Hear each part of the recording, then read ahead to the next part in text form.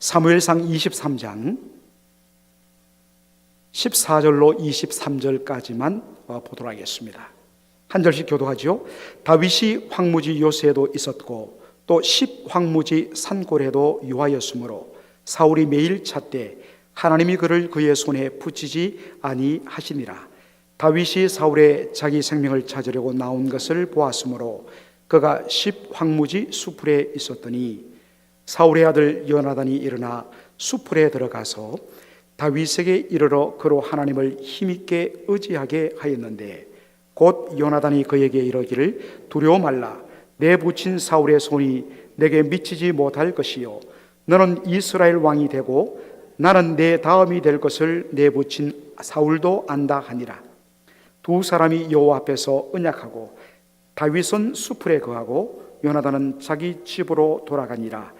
때에 10사람이 기브아에 이르러 사울에게 나와 가로되 다윗이 우리와 함께 광야 남편 하길라산 수풀 요새에 숨지 아니하였나이까. 그러하온즉 왕은 내려오시기를 원하시는 대로 내려오소서. 그를 왕의 손에 붙일 것이 우리의 의무이니이다. 사울이 가로되 너희가 나를 긍휼히 여겼으니 여호와께 복받기를 원하노라.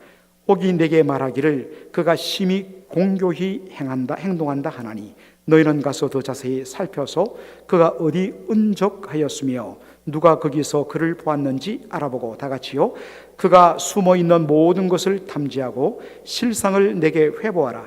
내가 너희와 함께 가리니 그가 이 땅에 있으면 유다 천천인 중에서 그를 찾아내리라.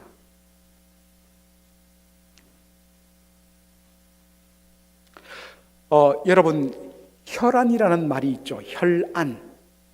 한자를 보시면 이 피혈자에 눈 안자를 씁니다.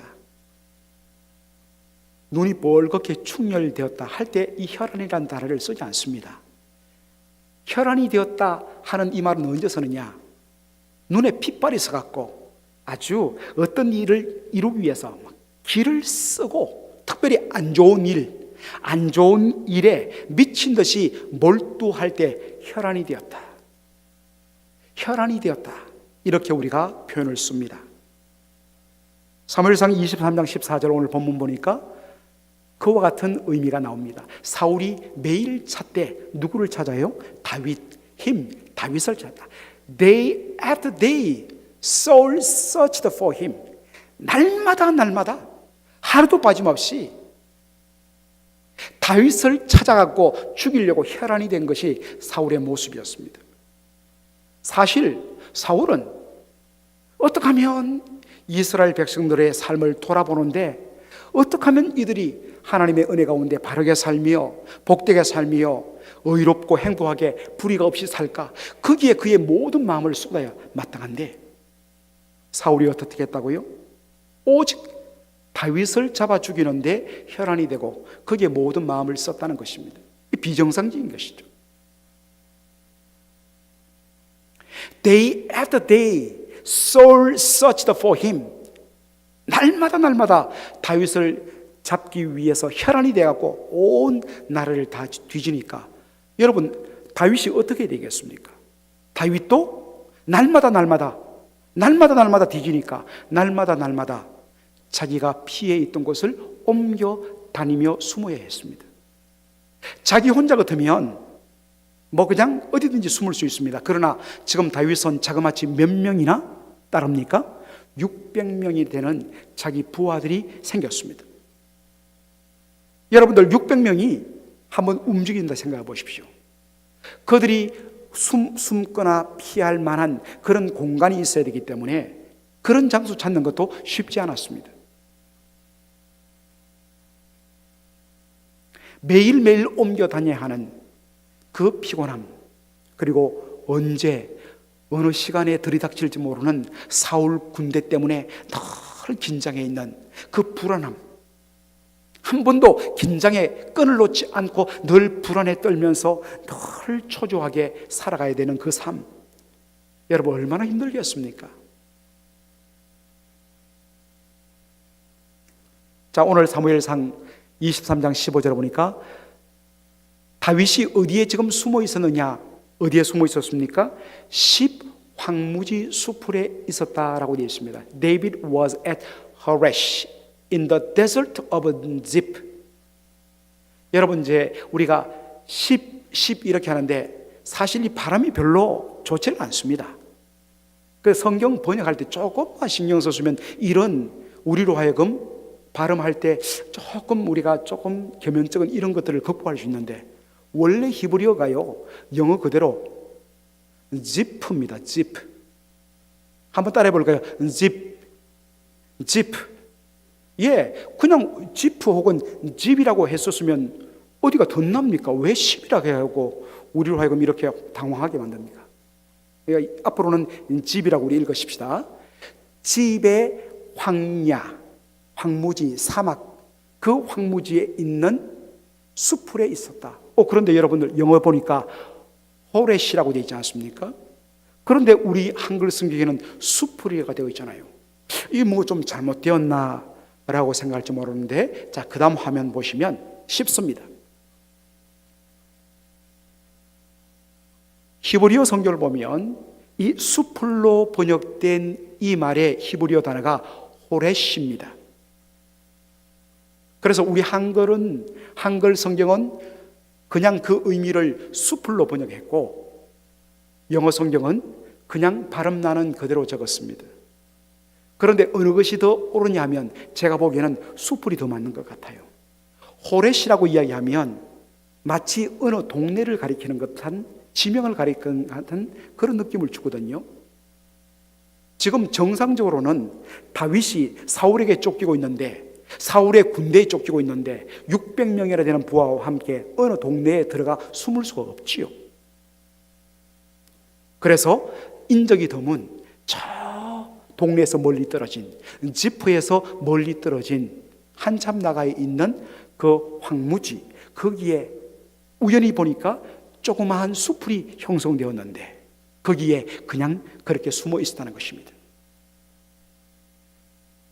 자, 그런데 늘 사울 왕에 쫓기는 day after day, day after day, 날마다 사울 왕에 의해서 쫓김을 당하고 또 밀고를 염려하고 걱정해야 하는 이 다윗의 피난살이 얼마나 힘들었을까요?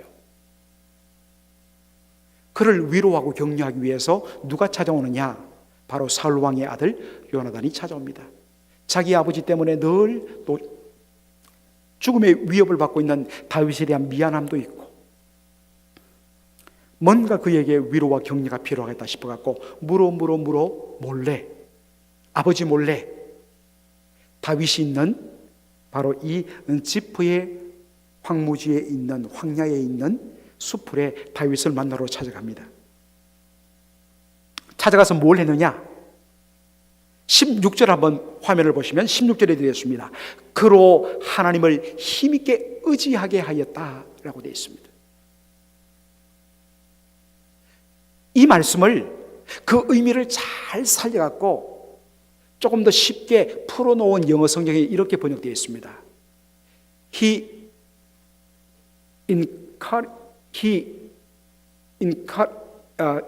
encouraged him to stay strong in his faith in God. encouraged. 다윗을 격려했는데 하나님을 믿는 믿음 가운데 강하게 있도록 다윗을 힘있게 위로 격려했다는 거예요. 이것이 오늘 이 본문의 정확한 의미입니다. 하나님에 대한 믿음 가운데 강하게 머물도록 격려했다. 자, 여러분들, 하나님에 대한 믿음 속에 강하게 그대로 자리 잡도록 격려하는 것, 무엇으로 가능할까요? 우리는 우리의 어떠한 설득이라든지 우리의 위로와 격려로서는 그 사람의 믿음을 우리가 더해낼 수가 없습니다. 오직 믿음은 들음에서 나고 들음은 그리스도의 말씀으로 말미암는다 했습니다. 그러므로 믿음이 강해지고 그 믿음 속에 강하게 머물러 있으려면 하나님의 말씀으로 격려하고 하나님의 말씀으로 도전한 것 외에는 다른 길이 없습니다.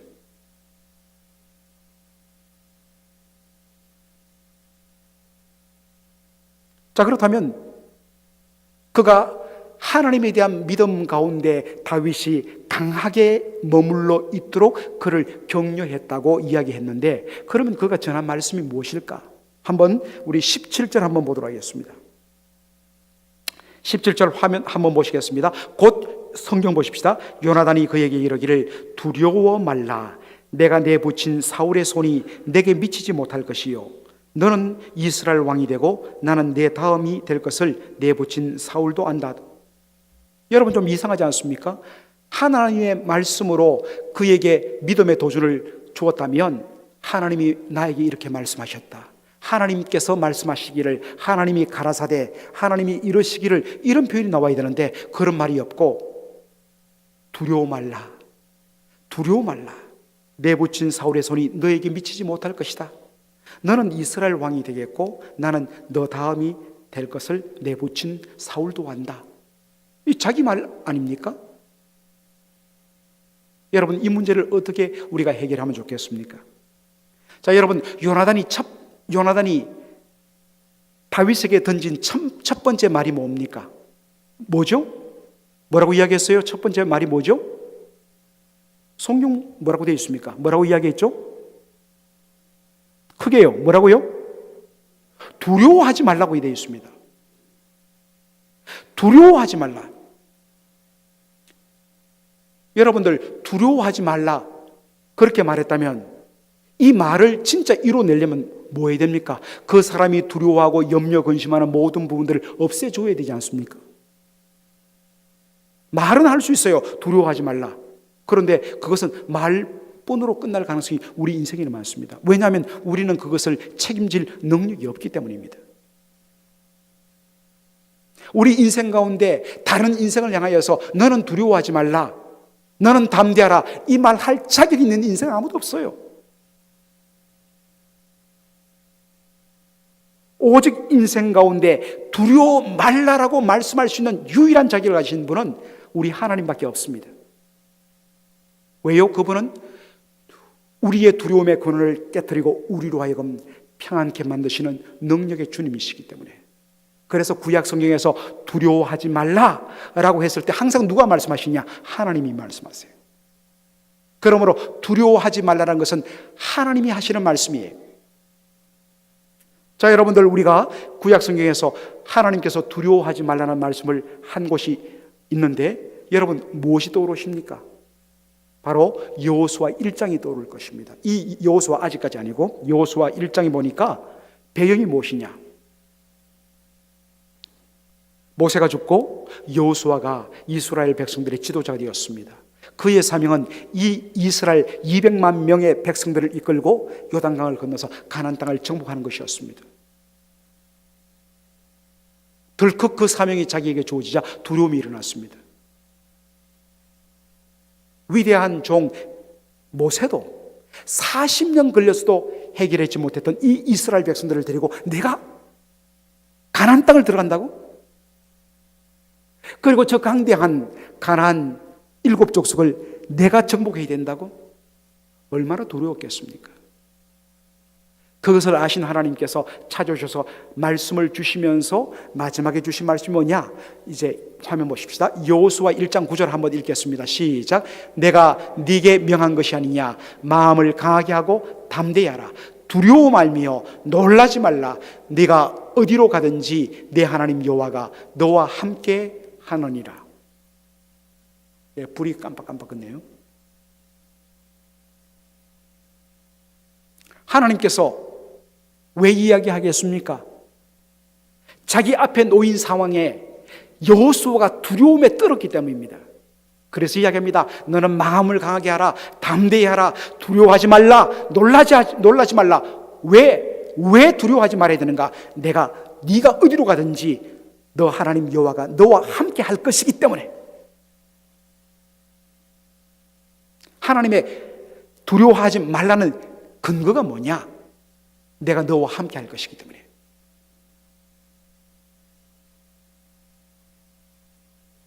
이사야 41장 10절의 말씀도 동일한 말씀이 나옵니다. 한 번 더 같이 읽겠습니다. 시작. 두려워 말라. 내가 너와 함께 함이니라. 놀라지 말라. 나는 내 하나님이 됨이니라. 내가 너를 굳세게 하리라. 참으로 너를 도와주리라. 참으로 나의 의로운 오른손으로 너를 붙들리라. 여러분, 제가 만약에 놀라지 마십시오. 두려워 마십시오. 내가 우리 자매님과 제가 형제님과 성도님과 함께 할 것입니다. 여러분, 위로가 됩니까? 안 됩니까? 안 됩니다. 마음은 고맙지만 도무지 힘과 능력이 안 되는 것을 알기 때문입니다. 그러나 이 말씀을 할 수 있는 유일한 분, 책임질 수 있는 분은 여호와 하나님이세요. 두려워 말라. 왜 두려워하지 말아야 되는가? 내가 너와 함께 하기 때문이다. 놀라지 말라. 왜 놀라서는 안 되는가? 내가 너의 하나님 되기 때문이다. 내가 나의 백성을 나의 의로운 오른손으로 굳세게 붙들어 지킬 것이다. 누구도 손 못 대. 그러므로 나를 믿고 두려워하지 말라. 놀라지 말라. 이렇게 말씀하시는 것입니다. 여러분, 요나단이 천마디가 뭐였다고요? 다윗에게 두려워 말라. 이 두려워 말라라는 것은 구약 성경에서 오직 누구만이 쓰실 수 있다고요? 하나님만이 쓰실 수 있습니다. 그렇다면 요나단이 이야기를 했는 것은 무슨 의미입니까? 내가 너를 책임지겠다. 그러므로 두려워하지 말라. 그 말 아니었습니다. 지금 두려움에 떨고 있는 다윗에게 찾아가서 너는 내 말을 전해라. 뭘 전할까요? 다윗아, 두려워 말라. 두려워 말라는 이 하나님의 말씀 속에는 뭐가 포함되느냐? 두려워하지 말아야 할 이유, 내가 너와 함께 할 것이다. 그 결과를 이야기합니다. 하나님께서 당신과 함께하기 때문에 내 아버지 사울 왕이 아무리 군대를 이끌고 다가올지라도 사울의 손이 너를 미치지 못할 것이다. 온 군대를 다 동원하고 매일마다 그리고 온 이스라엘 땅을 다 뒤집어 엎는다 할지라도 너를 손대지 못한다. 왜? 여호와 하나님께서 당신 다윗과 함께 할 것이고 하나님의 의로운 오른손으로 굳세게 붙들어 주시고 그리고 때로 하나님의 능하신 손으로 덮어버리기 때문에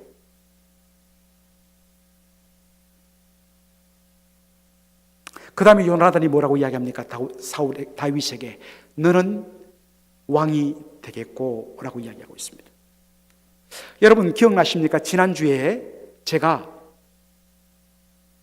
히브리 헬라어와 우리말이나 영어가 다른 점을 말씀드렸습니다. 영어에서는 반드시 인칭 대명사 주어를 써야 됩니다. I go, you go, he goes, she goes. 반드시 인칭 대명사를 주어로 써야 됩니다. 그래야 문장이 됩니다. 그런데 헬라어 히브리에서는 동사 속에 동사의 의미 속에 그 의미만 보면 이게 I다, 이게 주어가 you다, 이게 주어가 she다, they다, we다 다 알 수 있습니다.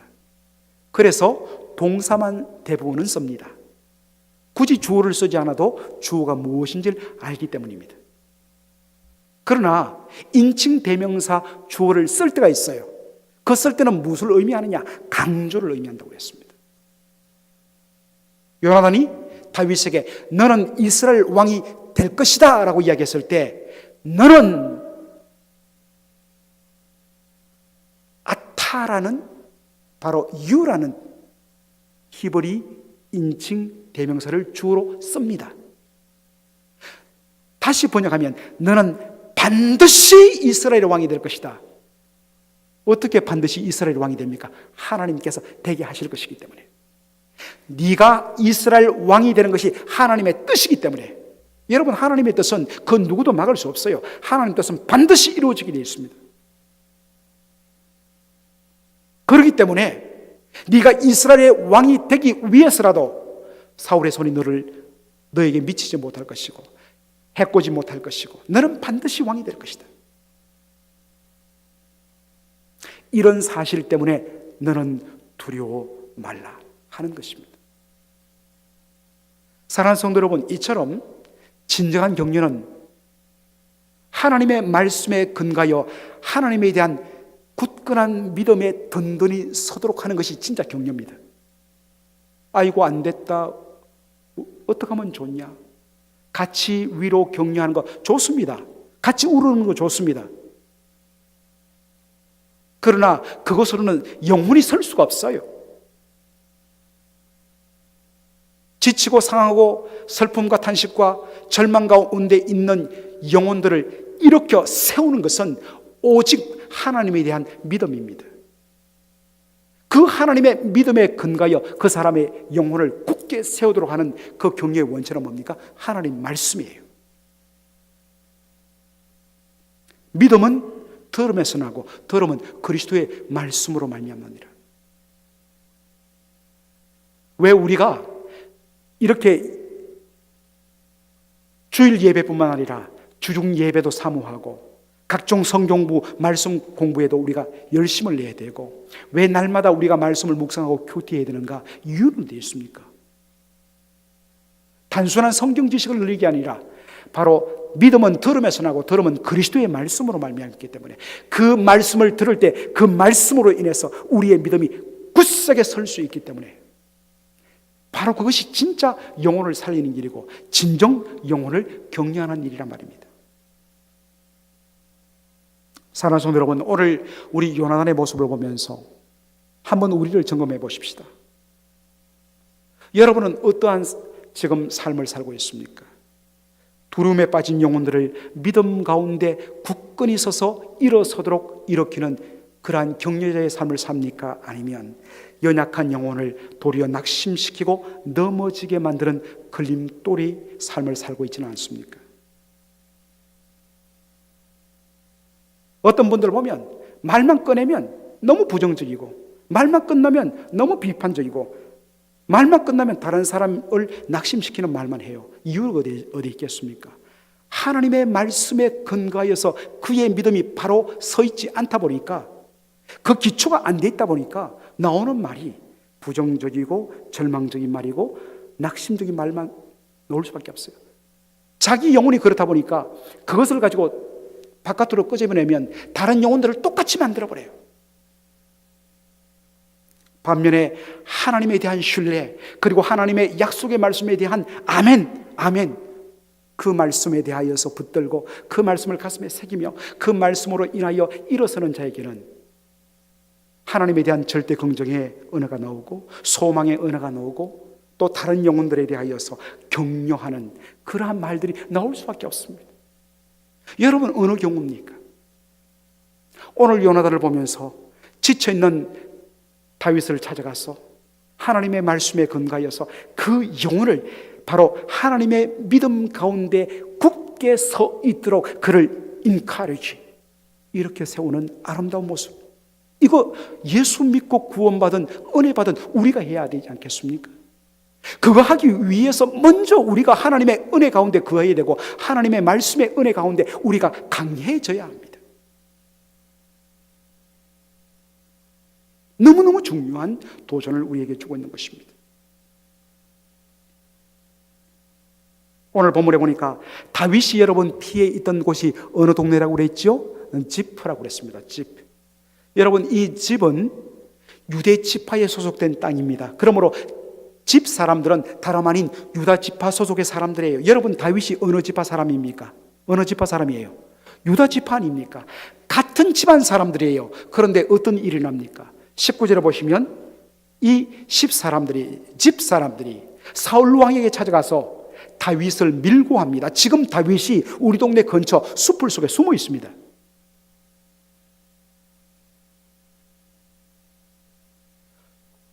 성도 여러분, 그저 같은 피를 나누고 같은 동문이고 같은 출신이고 같은 교회 성도라고 해서 무조건 두둔해서는 안 됩니다.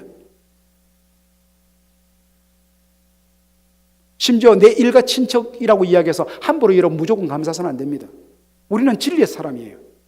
진리에 근거해서 옳고 그름을 판단을 해야 됩니다. 더 더군다나 불의한 사람과는 우리가 절대로 함께 할 수가 없는 것이죠. 사람은 사랑하되 그 죄에 대해서는 절대로 동조해서는 안 됩니다. 그것이 하나님 보시기에 의라고 이야기했어요. 그러나 여러분, 다윗은 어떻습니까? 다윗의 경우는 온 나라 백성들이 다 알아요. 그가 누명을 쓰고 억울하게 지금 반역자로 쫓겨 다니고 있다는 것 다 압니다. 이스라엘 백성 중에 모르는 사람이 없어요. 그런데 이것을 알고도 집 사람들이 사울 왕에게 고백했다는 것은 무슨 뜻입니까?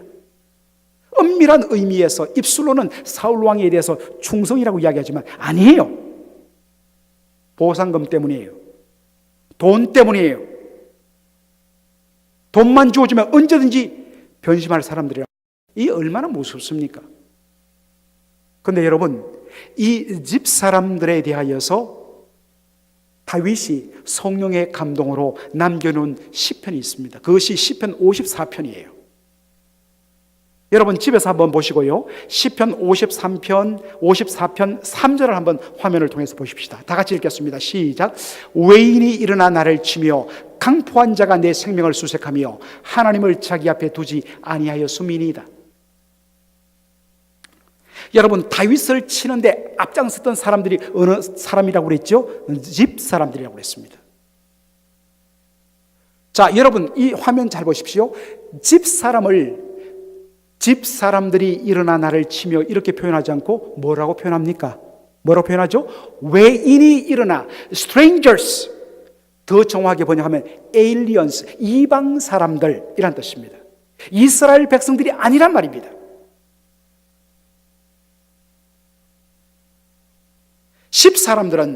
이 집 사람들은 비록 혈통적으로는 이스라엘 백성들이고 다윗과 같은 유다 지파 사람들이지만 그러나 그들의 삶은 하나님의 백성의 삶과는 너무나 거리가 먼 하나님을 믿지 않는 이방과 같았기 때문에 외인이 일어나라고 표현한 것입니다. 여러분, 그들이 그렇게 산 이유가 어디 있습니까? 하나님을 자기 앞에 두지 아니했기 때문입니다.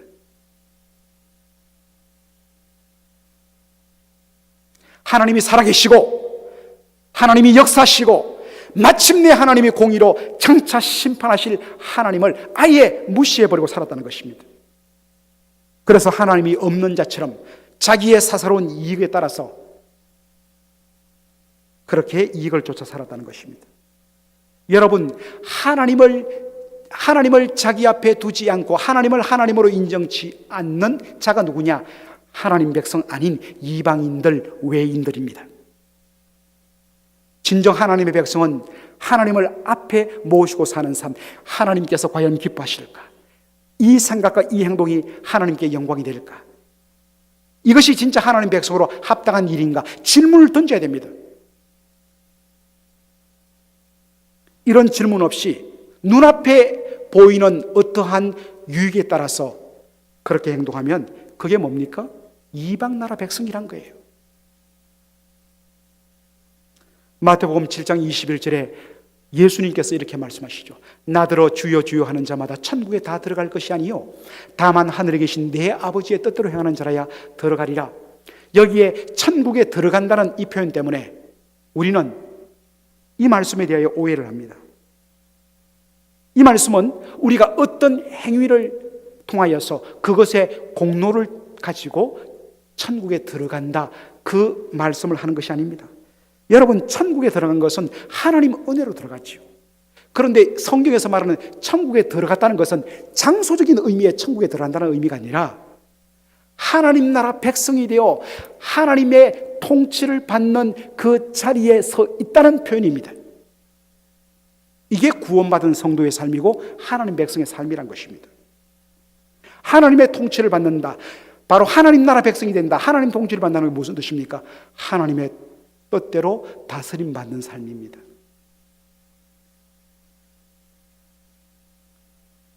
하나님의 하나님 되심을 인정하고 그분의 주권을 인정하고 그분의 통치 아래 순복하여 하나님의 뜻대로 살아가는 삶, 이게 뭡니까? 하나님을 자기 앞에 두는 하나님 백성의 삶입니다. 사랑하는 성도 여러분, 여러분은 지금 예수 믿고 구원받았다고 고백하지만 지금 여러분들은 구원받은 하나님의 백성으로 살고 계십니까? 아니면 이름만 하나님의 백성, 이름만 예수 믿는 구원받은 자라지만 실상은 이방인, 외인, 예수 믿지 않는 자로서 살아가고 있습니까? 그 판별 기준은 뭐라고요? 저 교회 가요, 저 예수님 믿어요, 저 하나님 나라 백성이에요. 예, 좋습니다. 그런데 보여달라는 겁니다. 그 판별 기준은 무엇이냐? 하나님을 자기 앞에 모시고 살아가는 거예요.